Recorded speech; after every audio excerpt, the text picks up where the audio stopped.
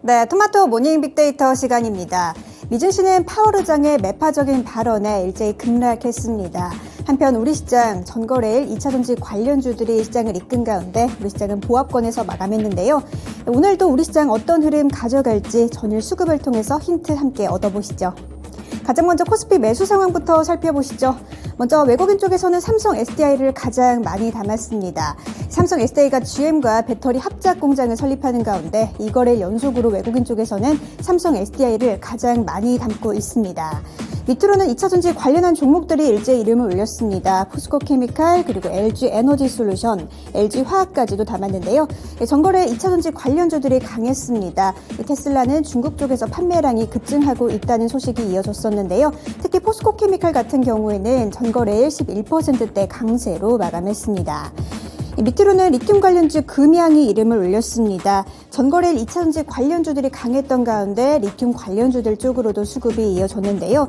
특히 이란이 세계 2위의 매장량을 가진 리튬 광산을 발견했다는 소식까지 더해지면서 금양의 주가는 17%대 강세로 마감했습니다. 이어서 기관 쪽에서는 어떤 종목들을 담았는지 함께 살펴보시죠.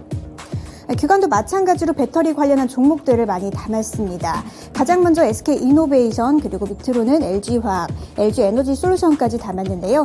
SK온의 실적 턴어라운드 기대감으로 기관 쪽에서는 SK이노베이션을 가장 많이 담았습니다. 밑으로는 LG화학 그리고 중국의 배터리 시장 점유율 1위를 기록한 기업이죠. LG에너지솔루션까지 많이 담았고요. 또 서정진 명예배당의 경영권 복귀 소식에 주가가 상승 중인 종목이죠. 셀트리온 쪽으로도 기관 쪽에서의 수급이 들어왔습니다. 마지막으로는 주가가 최근 지지부진한 KB금융 쪽으로도 기관 쪽에서 수급이 들어왔는데요. 주가가 계속해서 하락했던 가운데 전거래일은 소폭 반등했네요. 이어서 코스피상에서 매도한 종목들도 함께 살펴보시죠. 네, 코스피상에서 외국인들은 2차전지 관련주들을 많이 담았다면 반대로 반도체 관련주 쪽으로는 매도 물량을 출회했습니다. 가장 먼저 삼성전자가 이름을 올렸는데요. 삼성전자는 특히 글로벌 경기 위축으로 재고 자산이 사상 처음으로 50조 원을 넘어선 가운데 외국인 쪽에서는 삼성전자 쪽으로 매도 물량을 많이 출회했습니다. 밑으로는 카카오가 이름을 올렸습니다. SM의 공개 매수를 나선다고 선언을 한 가운데 카카오 쪽으로는 전거래일 3%대의 약세로 마감을 했습니다. 밑으로는 기관과는 반대로 셀트리온 쪽으로는 외국인 쪽에서 매도 물량을 출회했고요. 밑으로는 또 포스코 홀딩스가 이름을 올렸습니다. 중국의 양회에 대한 실망감에 주가가 하락했던 포스코 홀딩스 쪽으로는 외국인 쪽에서 계속해서 매도 물량을 출회하고 있네요. 밑으로는 2차전지 동박 1위 기업입니다. SKC가 이름을 올렸는데요. 주가는 상승 흐름 이어가고 있습니다. 전거래일도 상승으로 마감했지만 외국인 쪽에서는 매도 물량을 출회했습니다. 이어서 기관 쪽에서는 어떤 종목을 매도했는지 함께 살펴보시죠. 네, 기관도 마찬가지로 삼성전자 그리고 카카오 쪽으로 매도 물량을 출회했고요. 외국인 쪽에서는 가장 많이 담았던 종목 삼성 SDI 쪽으로 기관 쪽에서 매도 물량을 내놨습니다.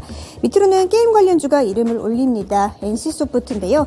리니지 모바일 게임 3종이 글로벌 누적 매출이 70억 달러를 돌파했다는 소식에도 기관 쪽에서는 NC소프트 쪽으로 매도 물량을 출회했네요. 밑으로는 자동차 관련주 현대차 쪽으로도 기관 쪽에서 매도 물량을 내놨습니다. 이어서 코스피상에서의 특징주 함께 살펴보시죠. 네, 코스피상 특징주는 2차전지 관련주입니다. 최근 코스피 지수는 박스권에 갇힌 가운데 2차전지만은 상승 랠리를 이어가는 모습이죠.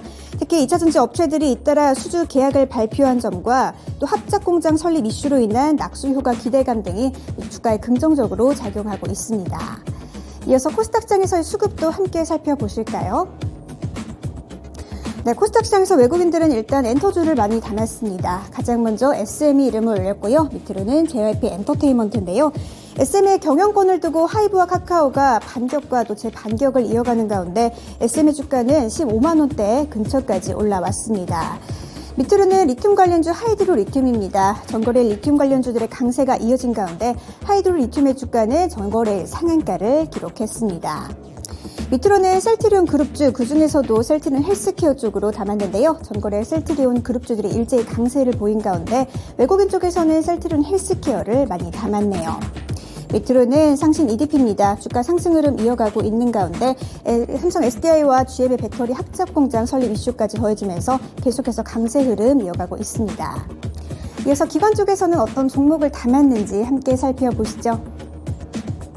네, 기관 쪽에서도 일단 엔터주를 많이 담았습니다. 마찬가지로 SM 담았고요. 외국인 쪽에서는 JYP 엔터테인먼트를 담았다면 기관 쪽에서는 신인 걸그룹 베이비 몬스터에 대한 기대감이 있는 YG 엔터테인먼트 쪽으로 수급이 들어왔습니다. 이어서 제약 바이오주들이 일제히 이름을 올렸습니다. 셀트리온 그룹주, 그중에서도 셀트리온 헬스케어, 셀트리온 제약이 이름을 올렸고요. 그리고 또 ABL 바이오 쪽으로도 수급이 들어왔습니다. 이중항체 파이프라인에 대한 기대감이 있는 ABL 바이오 쪽으로 전거래 기관의 수급이 들어왔네요. 이어서 코스닥 시장에서 매도한 종목들도 함께 살펴보시죠. 네, 코스닥 시장에서 외국인들은 2차전지 관련주들 쪽으로 수급 매도 물량이 출회됐습니다. 에코프로 BM 그리고 나노신소재, 에코프로 HM 쪽으로 매도 물량을 출회한 가운데 에코프로 HM만 강세로 마감했고 두 종목 모두 다 하락했습니다. 이어서 제약바이오 관련주 HLB도 이름을 올렸는데요. 리보세라닙이 간암 치료제로서 미국 FDA 품목 허가를 신청할 계획인 가운데 주가는 상승했지만 외국인 쪽에서는 매도 물량을 내놨습니다. 이어서 솔트룩스입니다. 강했던 상승에 대한 차익 실현 매물을 외국인 쪽에서 출회하면서 주가는 하락했습니다. 이어서 기관 쪽에서는 어떤 종목을 팔았는지 함께 살펴보시죠. 기관도 마찬가지로 2차전지 관련주들 쪽으로 매도 물량을 많이 내놨네요. 에코프로, LNF, 에코프로 BM이 차례대로 이름을 올렸고요. 이 자람 테크놀로지 쪽으로도 매도 물량이 출회됐습니다. 전거래 코스닥 시장에 처음으로 상장한 종목이죠. 따상을 터치한 가운데 주가는 하락으로 전환하면서 마감했습니다. 밑으로는 SM 관련주죠. 디올 쪽으로도 기관 쪽에서 매도 물량을 출했네요. 이어서 코스닥 시장에서의 특징주 살펴보시죠. 네, 코스닥 시장 특징주는 하이드로 리튬입니다. 전기차 리튬 이온 배터리에 필수적으로 들어가는 수소나 리튬 제조를 본격화한 하이드로 리튬이 전거래 상한가를 기록했습니다.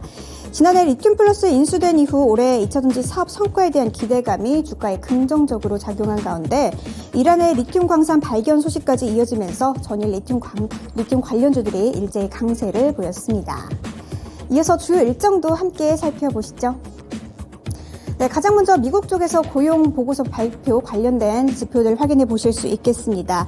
그리고 미국의 1월 무역 수지, 그리고 연준의 베이지북 공개 일정이 있으니까요. 함께 살펴보시면 좋겠네요.